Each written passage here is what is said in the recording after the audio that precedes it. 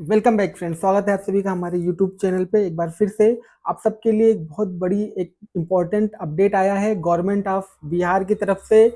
हुआ क्या है कि असिस्टेंट प्रोफेसर की वैकेंसी के लिए जो एडवर्टीजमेंट आना था उसके लिए एक नई नियमावली बना दी गई है। नियमावली में ये बता दिया गया है कि वो क्या क्या चाहते हैं इस असिस्टेंट प्रोफेसर की वैकेंसी में और क्या क्या चीज़ें होनी है। उसके लेकर जो डॉक्टर रॉबर्ट हैं, इन्होंने जो प्रिंसिपल सेक्रेटरी हैं, गवर्नर हैं उनके, और इन्होंने सभी वाइस चांसलर जो हैं बिहार के, सभी यूनिवर्सिटी के कुछ को छोड़ के, जैसे BASU है, BAU है और NOU है और AKU है, इन यूनिवर्सिटीज को छोड़ के बाकी सभी को क्या किया, एक लेटर लिखा है। और ये लेटर लिखा है रिगार्डिंग उनके ओपिनियन या सजेशन के लिए, जो कि ड्राफ्ट तैयार किया गया है appointment of assistant professor in universities of Bihar. तो उसके लिए इन्होंने क्या किया है, एक लेटर चला दिया है, ठीक है, सभी वाइस चांसलर को। किसने? डॉक्टर रॉबर्ट ने, जो कि प्रिंसिपल सेक्रेटरी हैं गवर्नर के, गवर्नमेंट ऑफ बिहार के। तो उसमें इन्होंने ये बता दिया है कि क्या क्या होना है, क्या क्या ड्राफ्ट में क्या क्या चीजें वो रखना चाह रहे हैं। ये चीजें उन्होंने सारी rules and regulation, eligibility, paper pattern, subject, allied subject, सब कुछ इन्होंने क्लियर कर दिया है कि इस बेसिस पे हम नई असिस्टेंट प्रोफेसर की जो वैकेंसी है 2026 में वो कराना चाह रहे हैं। और आप लोग अपना सजेशन या ओपिनियन दे दीजिए, सभी यूनिवर्सिटीज के जितने भी वाइस चांसलर हैं। ठीक है, तो आप अंत तक बने रहिएगा इस वीडियो में, आपको सारी चीजें पता चल जाएंगी। तो आइए स्टार्ट करते हैं। किसके लिए ये draft? For appointment of assistant professor in the universities of Bihar 2025। ठीक है, 2025 की वैकेंसी होगी। चैप्टर 1 में क्या होगा, उसमें short, title, extend and commencement होगा। उसके बाद चैप्टर 2 में डेफिनेशन होगा, जहां पे इंपॉर्टेंट बात होगी, हम उसको एक्सप्लेन कर देंगे। ठीक है, आप हमको बताते जा रहे हैं। फिर उसके बाद क्या होगा, चैप्टर 3 होगा कि असिस्टेंट प्रोफेसर का अपॉइंटमेंट कैसे होगा, उसका ऑब्जेक्टिव कैसे होगा। ठीक है, उसके बाद इसेंशियल क्वालिफिकेशन, ये आपके लिए यहां से इंपॉर्टेंट चीजें हैं, हम आपको बताना यहीं से स्टार्ट करेंगे। ठीक है, तो अगर आप इसेंशियल क्वालिफिकेशन की बात करोगे तो वही मास्टर डिग्री होनी चाहिए रिलेवेंट सब्जेक्ट में या अलाइड सब्जेक्ट में 55% मार्क के साथ या इक्विवेलेंट ग्रेड के साथ, अगर ग्रेडिंग सिस्टम रहा है आपके वहां तो, जो कि यूनिवर्सिटी सिस्टम जो फॉलो करती है उसके अनुसार। ठीक है, तो और 5% का रिलैक्सेशन होगा SC ST EBC non creamy layer या BC नॉन क्रीमी लेयर के लिए। ठीक है, EBC और BC के लिए 5% और SC ST के लिए 5% का रिलैक्सेशन होगा मार्क्स में, जो कि हर स्टेट में होता है। ठीक है, उसके बाद आपके पास क्या होना चाहिए, आपने नेट क्वालिफाई किया हो, चाहे वो UGC हो, चाहे वो CSIR हो, या स्लेट या सेट का एग्जामिनेशन आपके पास किया हो, जो कि गवर्नमेंट ऑफ बिहार कराती है। ठीक है, उसके बाद या कैंडिडेट्स के बाद क्या हो गया, अगर PhD डिग्री भी है किसी कैंडिडेट्स के पास तो वो भी इसमें एलिजिबल है। अगर नेट नहीं, अगर PhD डिग्री भी है तो भी वो एलिजिबल है। अब वो PhD डिग्री जो कि हर जगह पे होता है कि PhD डिग्री कैसी होनी चाहिए, तो सबसे पहले आपकी जो डिग्री हो वो रेगुलर मोड में हो। उसके बाद आपका 2 एक्सटर्नल एग्जामिनर रहे, उन्होंने आपकी थीसिस का इवैल्यूएशन किया हो, एक open PhD viva OC examination conduct किया गया हो, 2 रिसर्च पेपर पब्लिश किए हों, और 2 पेपर जो प्रेजेंट किया हो, वो पेपर मतलब अपना पोस्टर वो कहीं पे प्रेजेंट किया हो, ये चीजें होनी चाहिए। ठीक है, तो आप PhD में एलिजिबल हैं। या अगर फॉरेन से आपने PhD किया तो 500 अमंग टॉप 500 लिस्ट में होनी चाहिए रैंक जो है। ठीक है, एज लिमिट की बात करोगे तो 23 ईयर्स जो है मिनिमम होनी चाहिए। ठीक है, मिनिमम और मैक्सिमम 45। ठीक है, तो 23 मिनिमम से 45 ईयर्स तक जितने भी कैंडिडेट्स हैं वो क्या कर सकते हैं, एलिजिबल होंगे। MSc चाहिए विथ नेट और PhD। MSc होगी 55%। ठीक है, और एज लिमिट होगी 23 से 45%। पे स्केल जो कि गवर्नमेंट के अकॉर्डिंग होती है। इंटरव्यू बोर्ड में 3 मेंबर होंगे, हम आपको बताते जा रहे हैं। ठीक है, 3 मेंबर होंगे और वो नॉमिनेट होंगे, जो चेयरमैन होगा आपके कमीशन का उसके थ्रू या उसके बोर्ड के थ्रू, या मेंबर होंगे उनके थ्रू वो होगा। ठीक है, इंटरव्यू बोर्ड में। उसके बाद कैंडिडेट्स की शॉर्ट लिस्टिंग कैसे होगी इंटरव्यू के लिए, तो वो होगी आपके परफॉर्मेंस के बेसिस पे। वो किसके बेसिस पे, कहाँ कहाँ पे परफॉर्मेंस के बेसिस? रिटन एग्जाम के बेसिस पे। ठीक है, रिटन एग्जाम के परफॉर्मेंस के बेसिस पे, ये यहाँ लिखा हुआ है।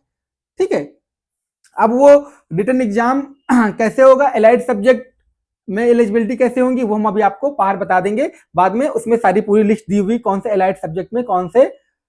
अब उसके बाद नंबर ऑफ कैंडिडेट्स इंटरव्यू के लिए कितने होंगे, तो 1:3, मतलब 3x स्टूडेंट बुलाए जाएंगे, 3x स्टूडेंट बुलाए जाएंगे सीट्स के अकॉर्डिंग। ठीक है, सीट्स के मतलब मान लीजिए अगर 100 सीट है तो 300 लोगों को बुला लेंगे। इसके अलावा अगर कोई कैंडिडेट है, जैसे मान लो 5 कैंडिडेट्स हैं, 5 स्टूडेंट्स हैं, उनके मान लो 215 मार्क्स है पांचों के, तो पांचों को बुला लिया जाएगा, भले ही वो 300 उनको बुलाना 300 था, फिर 3x में 300 बुलाना था, तो वो क्या करेंगे 305 को बुला लेंगे। ठीक है, इन्होंने ये बताया हुआ है। ठीक है, उसके बाद the syllabus of written examination will be next examination of the concern subject. ठीक है, तो अब सिलेबस क्या होगा, तो जो सिलेबस होगा वो आपका, सॉरी एक मिनट,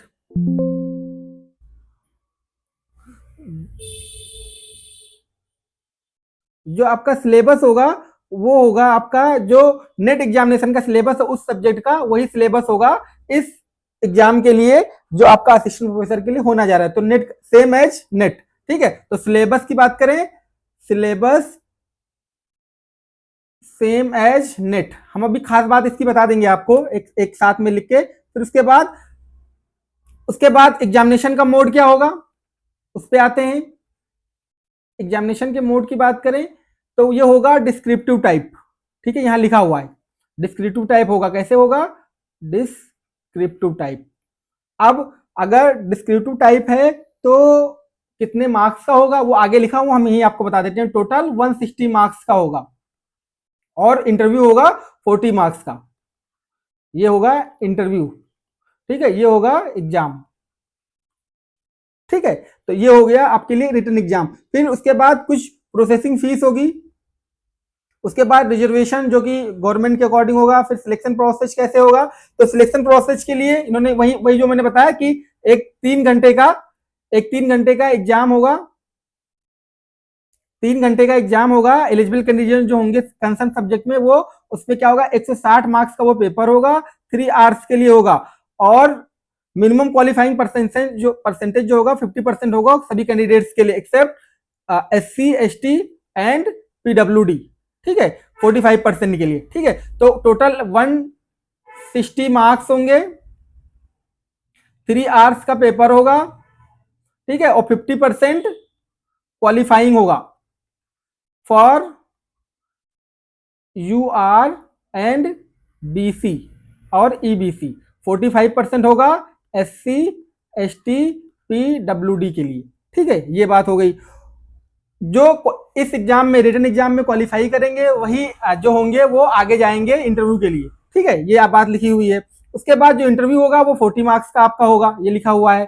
फिर मेरिट लिस्ट कैसे बनाई जाएगी, तो मेरिट लिस्ट बनाई जाएगी 80 और 20 के बेसिस पे। 80 जो होगा वो रिटन वेटेज होगा रिटन एग्जाम का, और 20% होगा, 80-20 ये परसेंट में है। ठीक है, ये परसेंट है, 20% होगा वो आपका इंटरव्यू होगा। मतलब टोटल 160 मार्क्स का आपका एग्जाम और 40 मार्क्स का इंटरव्यू। ठीक है, तो 80 और 20 का वो बनेगा। ठीक है, उसके बाद जो मेरिट लिस्ट है वो आपके प्रिपेयर कर लेगा। ठीक है, रिटन एग्जामिनेशन जो होगा इंटरव्यू सेम कैंडिडेट हैविंग मतलब higher marks in written exam place higher in the final merit list.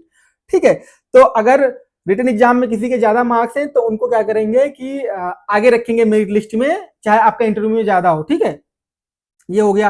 फिर जो प्रोसीजर होगा इंटरव्यू का वो कमीशन का जो चेयरमैन होगा उसके द्वारा डिसाइड किया जाएगा। ठीक है, ये इन्होंने लिख दिया है।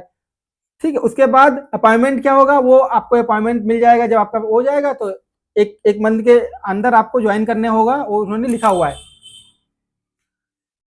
देखो नॉर्मली 1 मंथ के अंदर आपको ज्वाइन कर लेना है, ये इन्होंने लिख लिया है। ठीक है, उसके बाद डिस्ट्रीब्यूशन ऑफ मार्क्स कैसे होगा, वही वही बात फिर इन्होंने लिखी हुई है। 160 मार्क्स का पेपर होगा, 3 आवर्स का ड्यूरेशन होगा और 3 आवर्स का ड्यूरेशन होगा, और 80% का वेटेज होगा टोटल मार्क्स का। इंटरव्यू का वेटेज होगा 40 मार्क्स का, 20% का होगा। ठीक है, और नेट सिलेक्ट जो है कंडक्ट करता है, जिन एग्जाम में नहीं करता उनमें नहीं मान्य होगा, ये मतलब गवर्नमेंट ऑफ बिहार। उसके बाद आप देखोगे कि जो आपके एलाइड सब्जेक्ट हैं, तो हर एक चीज के लिए इन्होंने एलाइड सब्जेक्ट दे दिया, अरबी, अंग्रेजी, उर्दू, फारसी, मैथिली। ठीक, मैथिली वहां पे क्योंकि बहुत कॉमन है, फिर संस्कृति, हिंदी, इतिहास, फिर उसके बाद प्राचीन इतिहास, पुरातत्व, संस्कृत एंड एशियन अध्ययन, ये करके फिर गृह विज्ञान पूरा लिखा हुआ है। आप हमें मैसेज कर दीजिएगा, हम आपको पूरा भेज देंगे, ठीक है। एलाइड सब्जेक्ट भूगोल, फिर राजनीति विज्ञान, अर्थशास्त्र, दर्शन शास्त्र, मनोविज्ञान, लोक प्रशासन, ग्रामीण अर्थशास्त्र, फिर उसके बाद भौतिक मतलब फिजिक्स का आ गया आपका, फिर रसायन शास्त्र आपका आ गया, फिर वनस्पति शास्त्र। अब यहाँ पे आपको ध्यान देना है, वनस्पति शास्त्र में बहुत सारे सब्जेक्ट है, देखो कितने सब्जेक्ट है। अब आप वनस्पति शास्त्र में आपकी एमएससी किसमें होनी चाहिए, चाहे माइक्रो में हो, चाहे बायोटेक से किया हो, चाहे बायोकेम से किया हो, चाहे बायो साइंस से किया हो, चाहे एनवायरमेंटल साइंस, चाहे जेनेटिक्स, चाहे मॉलिक्यूलर बायोलॉजी, चाहे एमएससी इन प्लांट बायोटेक्नोलॉजी, चाहे प्लांट बायोलॉजी बायोटेक्नोलॉजी, चाहे बायोटेक्नोलॉजी हो प्लांट बायोटेक्नोलॉजी, चाहे प्लांट साइंस, चाहे प्लांट मॉलिक्यूलर बायोलॉजी, चाहे बायोटेक और मॉलिक्यूलर बायोलॉजी, चाहे लाइफ साइंस में बॉटनी हो, चाहे लाइफ साइंस में बॉटनी स्ट्रीम हो, प्लांट साइंस हो, बायो साइंस हो, कुछ भी हो, प्लांट साइंस हो, म्यूजिक प्लांट साइंस हो, बॉटनी में, ये सब 19 सब्जेक्ट एलिजिबल हैं वनस्पति शास्त्र में। अब आपको दिखाते हैं जूलॉजी का, जंतु विज्ञान। इसमें animal physio, biochemistry, biotechnology, immunology, biotechnology, science, animal science, zoology, MSc applied science, MSc in applied zoology, MSc advance zoology. और जूलॉजी जो होना चाहिए, अगर आपने जूलॉजी से किया तो मेजर होना चाहिए, ऑनर्स की हो या मेजर की हो, ठीक है। मतलब मेन सब्जेक्ट रहा हो आपका जूलॉजी, या तो आप ऑनर्स की हो 4 साल वाला कोर्स, ठीक है। तो ये चीजें थी आपके जो जो चीजें थी ये हमने बता दी आपको, सारे सब्जेक्ट का यहाँ दिया हुआ है। अब हम आपको बता देते हैं कि क्या क्या खास बातें हैं इस इस एग्जाम की, वो बता देते हैं आपको एक साथ। चलिए इधर आइए, हम आपको बता देते हैं जल्दी से, ठीक है। बिहार पब्लिक सर्विस कमीशन ये क्या करेगा, ये असिस्टेंट प्रोफेसर की वैकेंसी निकालेगा। ये एडवर्टीजमेंट होगा 2025 की और एग्जाम होगा 2026 में, ठीक है। तो इसके लिए इन्होंने क्या किया है, एक ड्राफ्ट तैयार किया है।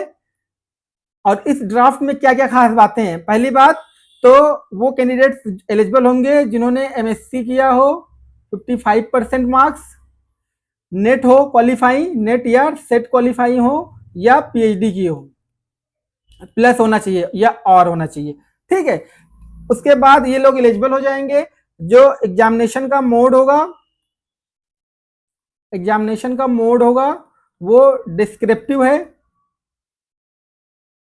इस डिस्क्रिप्टिव एग्जाम में क्या होगा, टोटल 160 मार्क्स के आपको पूछा जाएगा, और इंटरव्यू जो होगा वो 40 मार्क्स का होगा, ठीक है। और मतलब ये है जो वेटेज होगा आपका 80% प्लस 20% का होगा। उसके बाद आपका जो सिलेबस है, वो एज CSIR या UGC जो सिलेबस है आपका वही सिलेबस होगा सेम, ठीक है। तो ये खास बातें थी। और इस ड्राफ्ट की जो मैंने आपको बता दी हैं, ये आपका बहुत जल्दी ये वैकेंसी आने वाली है, क्योंकि उन्होंने बहुत टाइम नहीं दिया, 10 दिन का टाइम दिया है सभी वाइस चांसलर को, जो कि गवर्नर के secretary Bihar public service commission के, उन्होंने ये बोला है। और ये आपको बहुत जल्दी आपका ये आने वाला है, ये जो भी है वैकेंसी। तो मिलते हैं नेक्स्ट वीडियो में। अगर ये वीडियो आपको अच्छा लगा होगा तो आपने दोस्तों के साथ जरूर शेयर कीजिएगा। Thank you, thanks for watching.